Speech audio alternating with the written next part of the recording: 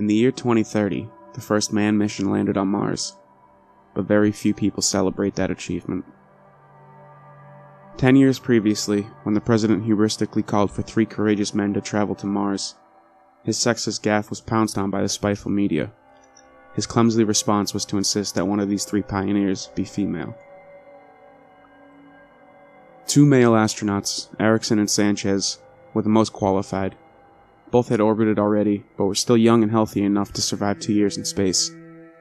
Clean-cut, all-American Boy Scouts. Sanchez would be the first to walk on Martian soil. 100,000 applied to be the third to sit in a tiny tin can now big enough to stand upright inside. The final 12 contested in a year-long primetime reality TV show. Erickson and Sanchez anchored. The president himself was one of the judges. Every nation on Earth contributed financially to the project in the spirit of sharing, an ultimately ironic gesture. A stupid Earth flag was designed by a contest-winning Idaho school kid. A bunch of multi-ethnic hands joined in a circle.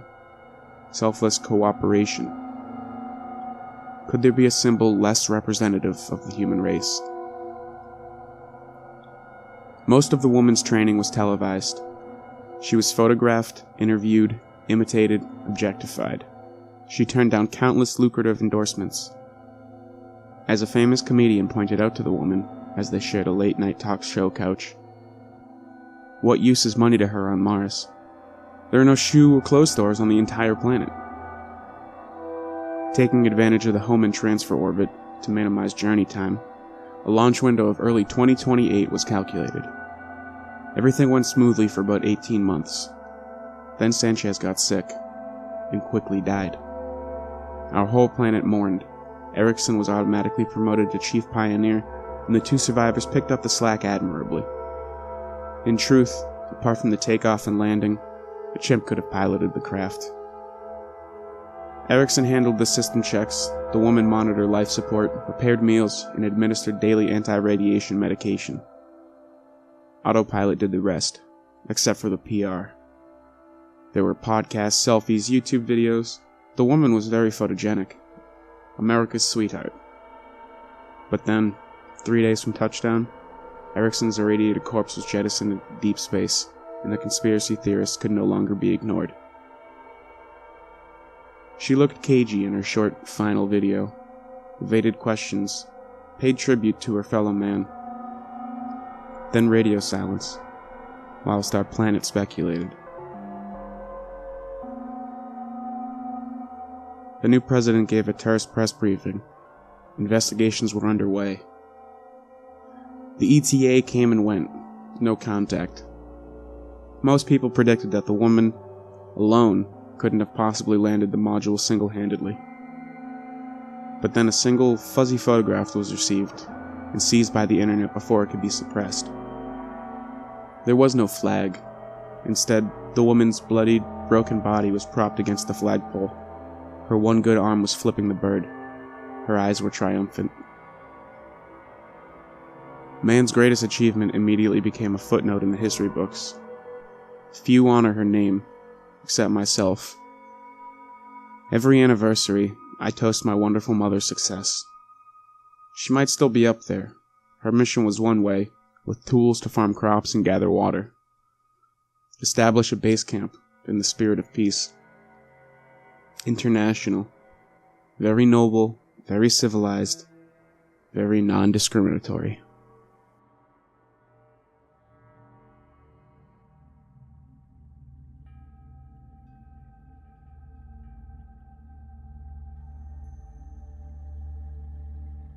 I first discovered the plague the second I stepped off the lander. Not long after the hatch opened, my eyes adjusted to Earth's sunlight. I had forgotten how the sun felt, which wasn't surprising, considering how I had been trapped in a subterranean colony on a distant planet for so long. As my eyes adjusted, I saw a horrifying sight. The planet I had once called home had been overrun. These creatures were everywhere, scurrying about, fleeing from my vessel, fleeing from me. I knew they weren't afraid, however. Animals don't feel fear the way we do. They were simply moving away from a potential predator, as all animals do when the larger animal comes by. I took little notice of this, however, as I was preoccupied with what these things had been doing before I had landed. They had been building. Not nests or dens like other animals do, but buildings, structures. Odd shapes marked with strange symbols and bright lights. I hated it. These creatures, whatever they were more than just mere animals. They had a certain degree of intelligence, and they were using that intelligence to consume the Earth's resources like there was no tomorrow. They even fought against each other over meaningless things such as food or pointless objects. They babbled in a primitive language and squabbled over every little thing. That, of course, came to a grinding halt when I arrived. At first, they seemed afraid. Then they became hostile. They fired their weapons at me, and I did so in return, demolishing their filthy hives of steel and concrete. These creatures were an abomination unleashed unto Earth, a result of my ancestors having failed to contain theirs.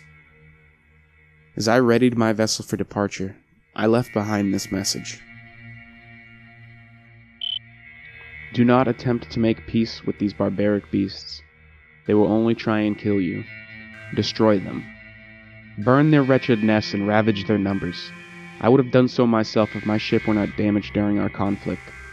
I fear I may succumb to my wounds soon, and my final request is that you rid our former home Earth of these wretched creatures that call themselves humans.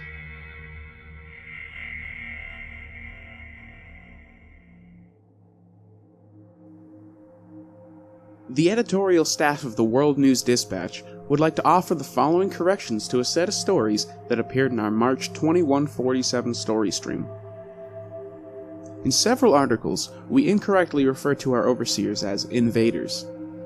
We realize now that any hostilities that took place during our historic first contact were the result of humanity's ignorance and fear of beings greater than themselves.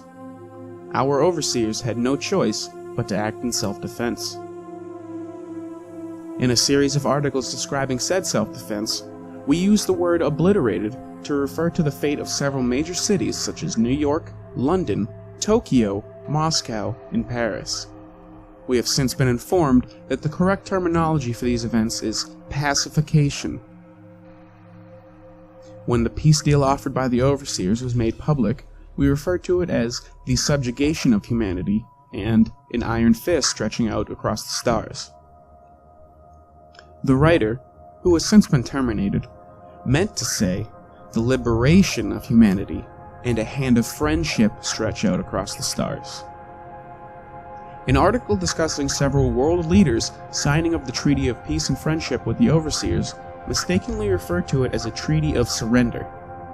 This was incorrect, as no official state of war existed between humanity and the Overseers during the 24-hour conflict.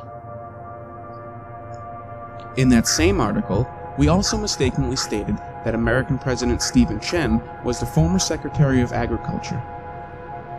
He was, in fact, the Secretary of Veterans Affairs before his predecessor was unfortunately killed in the pacification of the eastern seaboard of the United States. Finally, we mistakenly calculated that the total death toll from the first contact was around 2 billion. Recent calculations have placed the estimate closer to 4 billion as nuclear fallout, diseases, and the ongoing efforts of the overseers to shape the entire planet to the liking continue to take their toll. We at the World News Dispatch regret our errors and hope that our overseers will find it in just one of their many hearts to forgive us.